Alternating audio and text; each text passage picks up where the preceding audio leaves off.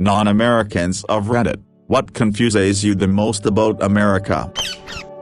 The fact that you seem to like private healthcare so much. A private corporation by definition has profits as its goal. That means it is motivated to offer treatments to the people in need that aren't necessarily the best but instead those that are the most profitable. When it comes to moving to a new country, this is a huge red flag.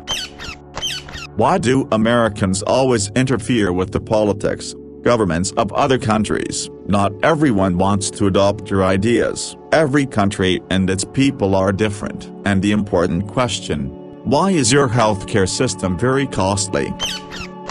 That universities are so expensive to attend, especially the Ivy League. Sure, it's not just America, but still, don't you want everyone to have the best education available? Yes, not everyone wants to go to university. But I don't get why you can't get the best education just because you don't have the money. And yes, there are scholarships, but as far as I know, you must have very good grades for them, which can be hard to get if you have to spend all your free time with trying to make some money. I might be missing something there and am talking absolute nonsense lol. Also guns. Why do you have so much trust in the general population? Now, by saying you I don't mean every American. I'm not trying to imply that that's everyone's opinion in America lol. The tipping culture. Where I'm from, we don't tip. Tips are covered in the total cost of, say, your restaurant bill and is labeled under service charge. We tip sometimes, but it's really not a common practice. In America though, it seems like tipping is mandatory. I don't know, I feel like it's rather awkward, having to compute how much you should tip your server every time you go out for dinner, or drinks, or whatever. Guns. I will never understand this need and want to have easy access to something only meant to kill or maim. Hundreds, if not thousands, of kids have been killed in recent years by people gunning down schools. Those children will never get to grow up. The ones that survive learn shooter drills and lose their innocence far too soon. The younger kids have to make it into a fucking game. Why is this still a thing? Why is there any question of whether there should or shouldn't be tighter regulation on guns? Why are they not banned altogether? It should have taken one child, to change everyone's minds. English person here. Apparently the lack of knowledge that the English language came from England, like that just sounds so obvious, and I see the common post on our facepalm where it's basically saying America made the English language and England copied. Also apparently Americans believe they don't have accents. Everyone has an accent. You are just so used to an American accent that you believe you don't have an accent. That's how it is for everyone. Sorry, bit of a rant. That you accept the firemen and police are funded via your taxes, but you are deathly allergic to tax-funded healthcare. That you accept daily mass shootings in schools is a price worth paying for people's right to bear arms. That a starter in a restaurant can feed 4 grown-ups as their main meal. That you accept institutional corruption. A politician receiving funds to vote in a certain way is the definition of corruption anywhere but in the US. That you accept food standards lower than African countries. Cornstarch syrup and everything. Why? That half the country thinks Orange Mussolini did a great job as president and he won the last election. That despite lack of free education you still manage to produce great innovations. That it is perfectly normal for people to work 2 full-time jobs to make ends meet. That you continue to use imperial measurements and freak out if the gas price reached 25% of what it is in the rest of the world. That everyone is a born entertainer. Put a camera in random American face and they will give you a great story. That despite their hardships they will be open and friendly and always up for a chat. Several things. First, why gallons of milk and inches of, something? This is so weird. Who drinks that much milk anyway? Second, the political system with, first weird thing, only 2 parties and, second weird thing, electors. Why can't you just all go vote yourselves? You're not in ancient Athena. Smile. Third, The obligatory tips in the restaurants. The employer should pay money to his staff, not the client. A tip is a small compliment for a great service. Why do you force it? Fourth, 110 volts, just why? Abortions are terrible and must be prohibited. But guns are cool and must be accessible. Hitchhiking is too dangerous but healthcare unnecessary. Obviously I hope most don't actually agree, but apparently this is the legislation in some states that somebody had to pass. Also, by desperateness of credit cards and student debt because you need a cool and strong army or whatever. Why does one religion play such a huge role in how you make laws and govern your country? It makes no sense. You're one of the most multicultural countries on earth, yet you run things like every single American has a crucifix stuck up their ass. I come from a Christian country, yet we like to separate religion from our politics, because we believe it has no place in how contemporary governments should be run.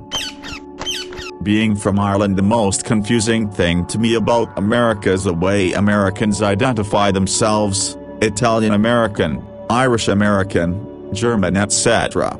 I don't understand it and I don't feel like it happens anywhere else. I've been to America several times and find Americans really nice, polite and helpful. Then they find out I'm Irish or hear my accent and state you are Irish/English/Scottish. My great-great-grandmother is a Irish/English/Scottish name, from area in one of these countries. Do you know them? I just never got the importance of it or why it's a thing. Employment laws, maternity and paternity laws, lack of universal health care, lack of decent living wage, forced to tip everyone because of said lack of decent living wage. Everything is about race and/or politics.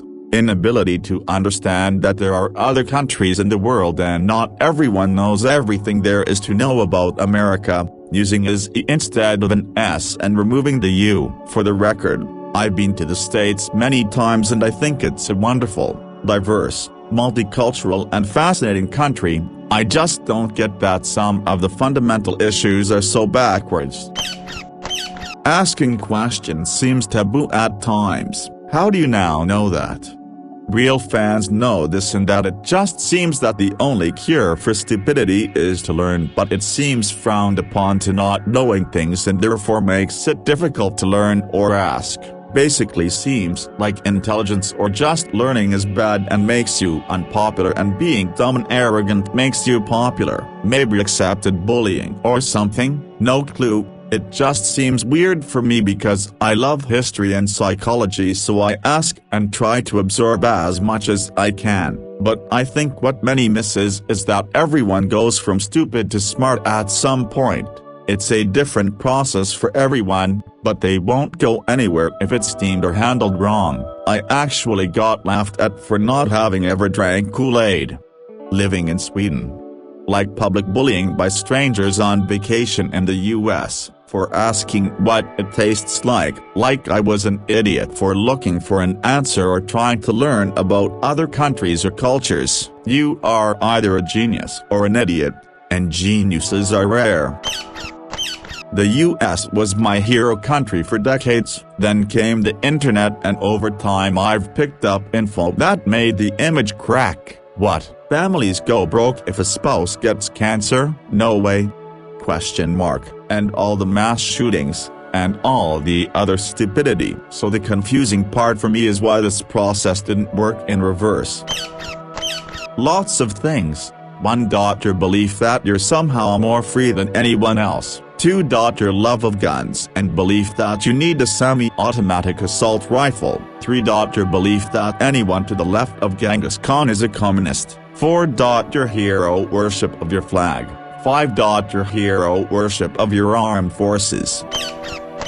The news portrays Americans as a bunch of ignorant, gun-toting rednecks, but when I travel in the US, they are really nice, friendly and helpful. My car broke down while leaving the Mount Rushmore parking lot and I couldn't get it started again. I must have had 30 other people offer to help in any way possible, either by letting me use their cell phones to call someone, or look under the hood for the trouble or offer me a ride. I was thankful to everyone. I came away with a good feeling about Americans and turned a bad problem into a not-so-bad problem. Thanks from a Canadian.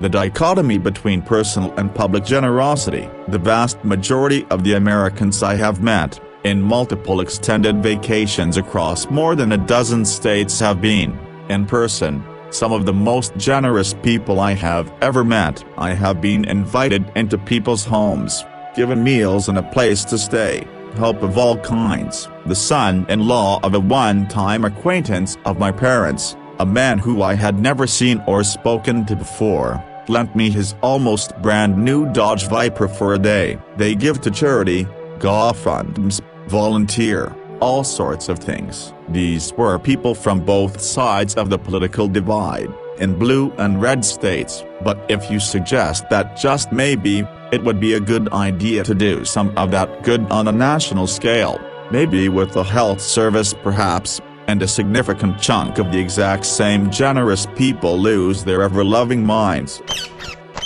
Your healthcare system, why more of it isn't free. Your gun controls, or lack thereof. Your politics. Where I live, things like abortion are just assumed as a right and not something to argue over politically. The fact that your prices don't include tax. Where I live, you pay the price on the ticket. Your maternity pay and policies, like WTF, pledging allegiance to the flag. Seriously, I can't even spell that lol. The fact that America still seems to believe it's the greatest. I kind of get sad about this one because I can't help but feel this stops you from a lot of emotional growth as a country. The fact you're called the United States, but it all seems so disjointed. Homeowners associations lol. I hate all of these things too. The thin, high bathroom stalls, obsession with sex yet a fear of basic nudity, violence, guns, and big egos. Some of the most entitled individuals of the world, but some of the world's most generous, and friendly, too. We are a conundrum. It might help that I see things as a foreigner in the US because I've traveled to a dozen countries and lived in Czechia, and married a Czech. So getting these perspectives are unfortunately rare, but I've found there's this tunnel vision in every culture from those who have never left their homeland. Cheers to all the non-Americans for putting up with us and coming to our country, thank you. That you can get arrested for minor things like traffic violations. Edit, okay, you can't get arrested for traffic violation only, but minor things like that can often escalate and you can spend the night, or weekend, in gaol. For example, unpaid speeding ticket you forgot about and suddenly you are in jail with criminals because you did not make a full stop at intersection, etc. How you could go from Obama to Trump in succession. I am of minority race in my country. When Obama was announced as president, I was in disbelief that the minority can become the top leader of a country, and not just any country, but the most powerful country of that time. I was also in total shock that Obama's immediate successor can be so openly racist and anti-science. So I'm a Mexican-American that was born in Mexico, then moved to the United States later in life. Currently I'm living in Mexico. One god-awful thing. Taxes. I wanna buy a burger from McDonald's. Like $3, right? Wrong.